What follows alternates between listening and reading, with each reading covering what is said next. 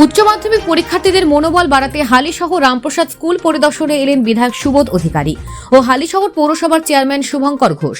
পরীক্ষা কেন্দ্রে অভিভাবকদের সঙ্গেও কথা বলেন তারা। পরীক্ষার পরিবেশ যাতে ভালো থাকে তা নিয়েও আশ্বাস দেন। অন্যদিকে ভুয়ো ভোটার ইস্যুতে আজ নৈহাটিতে গুরুত্বপূর্ণ বৈঠক করেন ব্যারাকপুর লোকসভার সাংসদ পার্থ ভৌমিক। মমতা বন্দ্যোপাধ্যায়ের নির্দেশেই এই বৈঠক বলে জানা গেছে।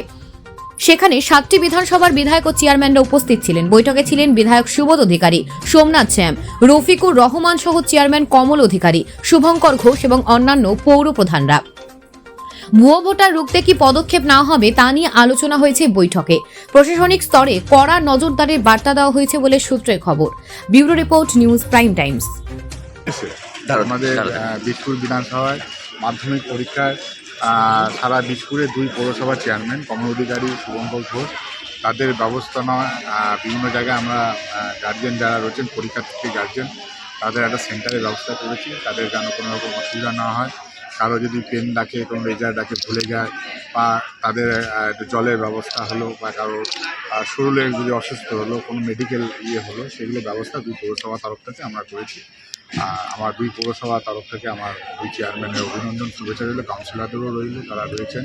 আমাদের যারা তৃণমূল কংগ্রেসের যারা সৈনিক রয়েছে, তারাও মানুষের মাঠে পাঠে নেবে। আপনারা জানেন 365 দিন 24 ঘন্টা আমাদের সৈনিক যে কোনো কারণে, যে কোনো জায়গায়, যে কোনো প্রোগ্রামে দেখবেন উপস্থিত থাকে মানুষের সাথে।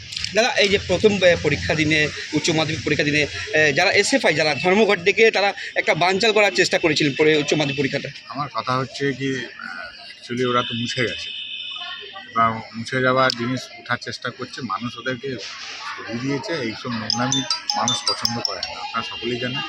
আর দিনের শেষে, রাতের শেষে মমতা বন্দ্যোপাধ্যায়ের সঙ্গে সাধারণ মানুষ। গার্জেনরা বলছেন যে আপনারা রাস্তায় ছিলেন বলে তারা বেরোতে পেরেছিলেন। হ্যাঁ, প্রশাসন, একটা প্রশাসনিক ব্যাপার। আপনি জানেন একটা পরীক্ষা হচ্ছে, সেটা প্রশাসন ব্যবস্থা নিয়েছে। পুলিশ প্রশাসনের ম্যাটার ওটা, প্রশাসন যেটা অ্যাকশন মনে করে সেটা নিয়ে।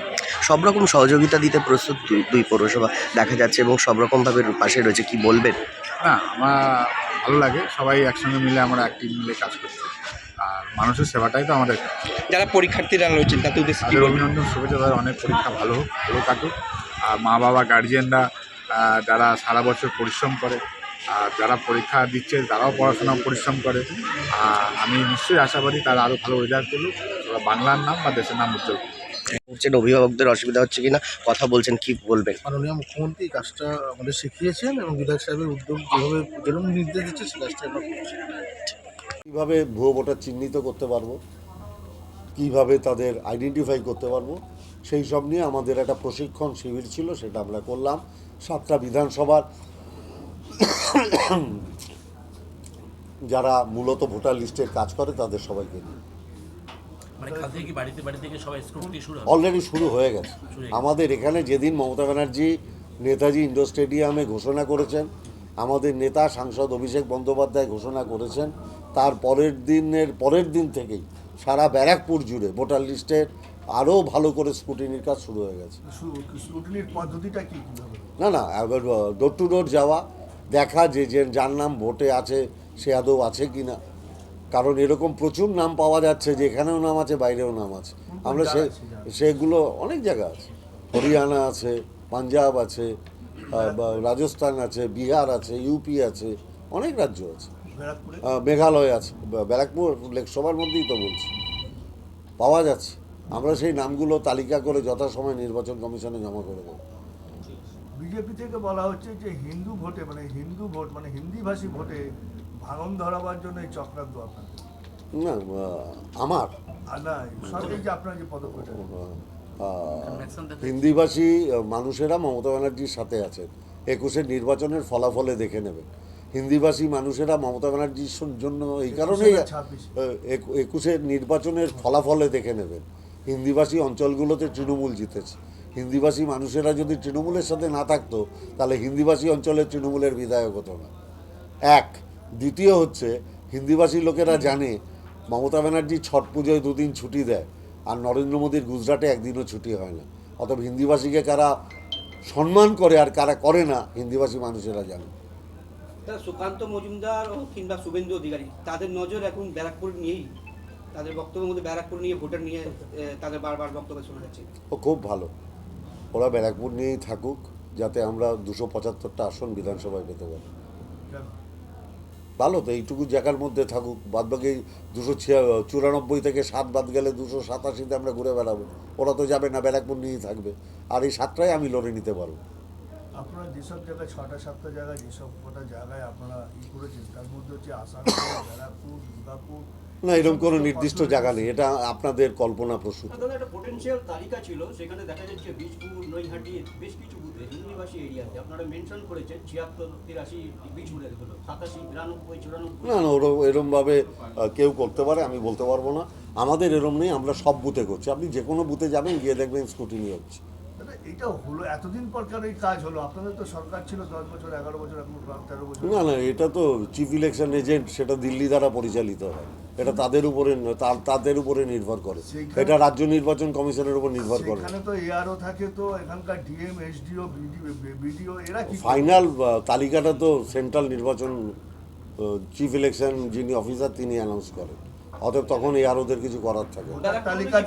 ভোটার তালিকা তো নিচ থেকেই তারা উপরে যায়, তাই নিচ থেকে যখন না না, নিচ থেকে যায়, উপর থেকে ম্যানিপুলেশন হয়, যেরমভাবে দিল্লি মহারাষ্ট্রে হয়েছে।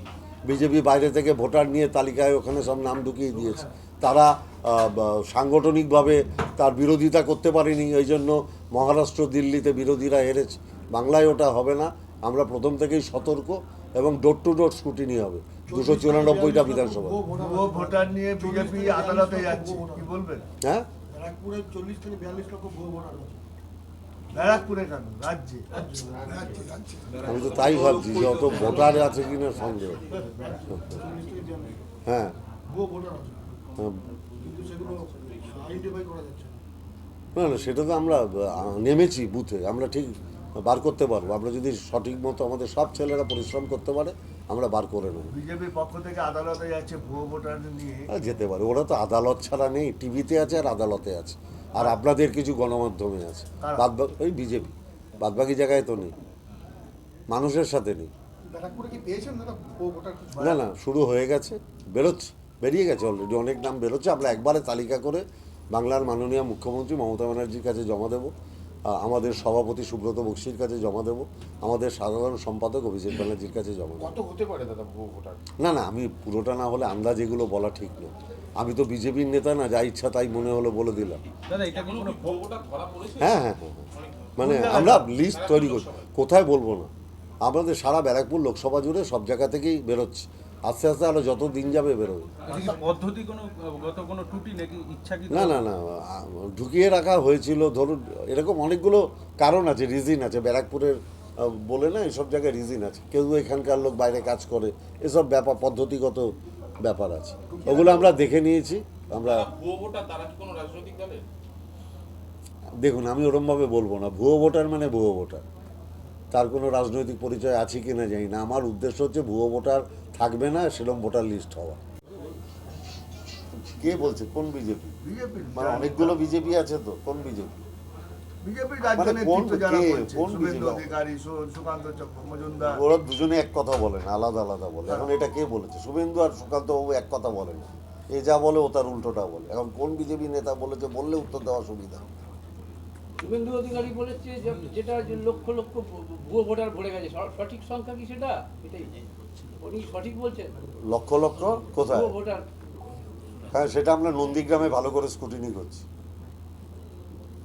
দাদা, ভুতুড়ে ভোটার বলছেন আপনার, ভুতুড়ে ভোটারের সংজ্ঞাটা কি? মানে কি আমরা কোথায়? আমরা বলছি ভুয়ো ভোটার, ভুতুড়ে ভোটার আমাদের ভাষা নয়। আমরা বলছি ভুয়ো ভোটার থাকবে না, আমরা শুদ্ধ ভোটার তালিকা চাইছি। আমরা তো বলছি না ও রাজনৈতিক দলের, ওই রাজনৈতিক দলের, ওইসব। আমরা বলছি আমরা শুদ্ধ ভোটার তালিকা প্রকাশিত হোক, এটাই আমরা চাই। এবং তার জন্য আমাদের যা যা পরিশ্রম করার, যে যে পদ্ধতি অবলম্বন করা, আমরা সেটা করি। এটা আমাদের দলের ব্যাপার। রাজনৈতিক দলগুলো তারা তাদের মতন করে আন্দোলনে নেমেছে, দলগতভাবে আপনাদের ওখানে এই যে মাঠটাকে বাঁচানোর জন্য মুখ্যমন্ত্রীর সিদ্ধান্ত, সেটা অনেক সময় সাপেক্ষ। না না, কোনো সময় সাপেক্ষ না। মুখ্যমন্ত্রী মমতা বন্দ্যোপাধ্যায়ের নির্দেশ ছাড়া তো আমি আপনাদের বলতে পারছি না। আমি যখন আপনাদের বলছি তো তার উইদাউট পারমিশন, তার নির্দেশ ছাড়া আমি বলতে পারছি? মমতা ব্যানার্জি শুনে আটকে দিয়েছেন। যেই মুহূর্তে আপনাদের সংবাদ মাধ্যমকে আমি ধন্যবাদ দেব, যে আপনাদের মাধ্যমে খবরটা তার কানে পৌঁছেছে এবং তিনি সঙ্গে সঙ্গে অ্যাকশন নিয়েছেন। কানে যাওয়া মাত্র তিনি দ্রুত সিদ্ধান্ত নিয়েছেন, 1 সেকেন্ড সময় নেননি। এবং আমি দ্ব্যর্থহীন ভাষায় বলতে পারি, বিরোধীদের কাজ বিরোধিতা করা, পজিটিভ কোনো অ্যাপ্রোচ বিরোধীদের নেই। আর মমতা বন্দ্যোপাধ্যায় সবসময় পজিটিভ অ্যাপ্রোচ নিয়ে কাজ করেন। মানুষ যেটা চায় মমতা ব্যানার্জি সেটা করেন, মানুষ যেটা চায় না মমতা ব্যানার্জি সে কাজ জীবনে কোনো দিন করেন। ওই জায়গাটা নিয়ে কি করবে রাজ্য সরকার? কী করবে সেটা রাজ্য সরকার সিদ্ধান্ত নেবে, আমি বলতে পারবো না। আমি এখন কথা বলছি দলের একজন লোক হিসেবে, যেটা মমতা ব্যানার্জির নির্দেশে আমি আপনাদের সামনে কথা বলছি। রাজ্য সরকার ওই জমি নিয়ে কি করবে সেটা বলার মতো অবস্থানগত কোনো ভূমিকা আমার নেই। ভোটার লিস্ট প্রেস কনফারেন্স মানে ভোটার লিস্ট সংক্রান্ত ব্যাপার আমাদের এখানে।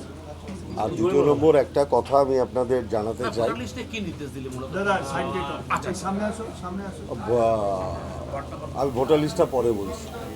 মূলত আপনারা জানেন যে অমরাবতী খেলার মাঠ নিয়ে একটা বিতর্ক তৈরি হয়েছিল। বাংলার মাননীয় মুখ্যমন্ত্রীর গোচরে গতকাল প্রকাশিত কিছু সংবাদ মাধ্যমের খবর এবং নিউজ ইলেকট্রনিক্স চ্যানেলের খবর বাংলার মাননীয় মুখ্যমন্ত্রী মমতা ব্যানার্জির কানে পৌঁছানোর সঙ্গে সঙ্গে তিনি নিজে ব্যক্তিগত স্তরে কথাবার্তা বলে তিনি পুরো প্রক্রিয়াটা বন্ধ করে দিয়েছেন। কোন প্রক্রিয়াটা? মানে অমরাবতীর খেলার মাঠে যে অভিযোগ আসছিল যে ওটা কোথাও আবাসন হবে, কিছু হবে, সেই পুরো প্রক্রিয়াটা বন্ধ। এবং অলরেডি বাংলার মাননীয় মুখ্যমন্ত্রী পানিহাটির সমগ্র মানুষের সেন্টিমেন্ট তথা ওই এলাকার মানুষের সেন্টিমেন্টকে সর্বাধিক গুরুত্ব দিয়ে তিনি বলেছেন যে ওই জমিটা রাজ্য সরকার অধিগ্রহণ করে নেবে। এবং তার জন্য প্রক্রিয়াগত ব্যাপার আছে, কারণ ওই জমিটা চ্যারিটেবল ট্রাস্টকে দেওয়া হয়েছিল চ্যারিটেবল কাজ করবার জন্য, এবং শুধুমাত্র ওই জমিটা ব্যবহৃত হতে পারত চ্যারিটেবল কাজের জন্য। এবং ওখানে একটা অনাথ আশ্রম ছিল, যারা সোদপুর ওই ওরিয়েন্টেশনে আমার যেহেতু ছোটোবেলা কেটেছে আমি জানি, ওখানে একটা অনাথ আশ্রম ছিল। ওই আশ্রমের মাঠে খেলাধুলো হতো, পাশে মুরলীধর পল্লীর মাঠ ছিল, পাশে অমরাবতীর মাঠ ছিল, একটা বড় জলাশয় আছে। সমগ্র এলাকাকে জলাশয় বড় জলাশয়, আমার ছোটোবেলার স্মৃতি যতটা মনে পড়ছে বললাম, 87 একরের মতো বোধহয় জায়গা আছে, 87 একর আমার যতদূর শুনেছি।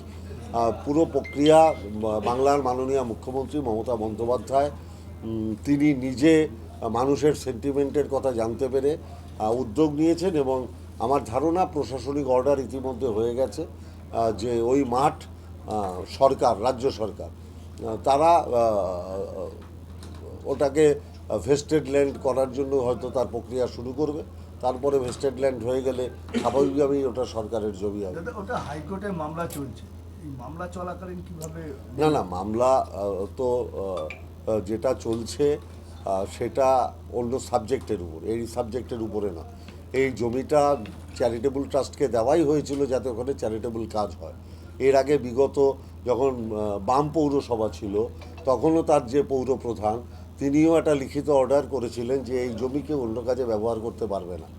তারপরে অন্য কাজে ব্যবহার হওয়ার স্বার্থে কোর্টে কেস হয়েছে, কিংবা অন্য কাজে যাতে ব্যবহার না হয় তার জন্য কোর্টে কেস হয়েছে। কিন্তু ওখানে চ্যারিটেবল কাজ যেহেতু হয়নি, যেহেতু জমিটা দেওয়া হয়েছিল শুধুমাত্র চ্যারিটেবল কাজের জন্য, আর যেহেতু এত বছর ধরে ওখানে কোনো চ্যারিটেবল কাজ হয়নি, অতএব স্বাভাবিকভাবে সরকার এটা দরকারে কোর্টের মুখোমুখি হবে যে আমরা এটা ওদের দেওয়া সত্ত্বেও ওরা করেনি, আমরা এখন ভেস্টেড করে নেব, সরকারি কোনো কাজ হবে। এটা তো মুখ্যমন্ত্রী বলেছেন, কিন্তু আপনাদের দলের কি সিদ্ধান্ত? মুখ্যমন্ত্রীই তো সব, তিনিই মুখ্যমন্ত্রী, তিনিই দলের চেয়ারম্যান, তার উপরে কেউ আছে? মমতা ব্যানার্জি সব। মমতা ব্যানার্জি বেঁচে থাকতে খেলার মাঠ অন্য জায়গায় পরিণত হবে এটা হবে না। মমতা ব্যানার্জি কোনো অবস্থাতেই কোনো দুর্নীতি, মানুষের মনোভাবের বিরুদ্ধের কোনো কাজ, মমতা ব্যানার্জি যতদিন জীবিত আছেন, মুখ্যমন্ত্রী আছেন, ততদিন এই রাজ্যে সব হবে না। দাদা একটা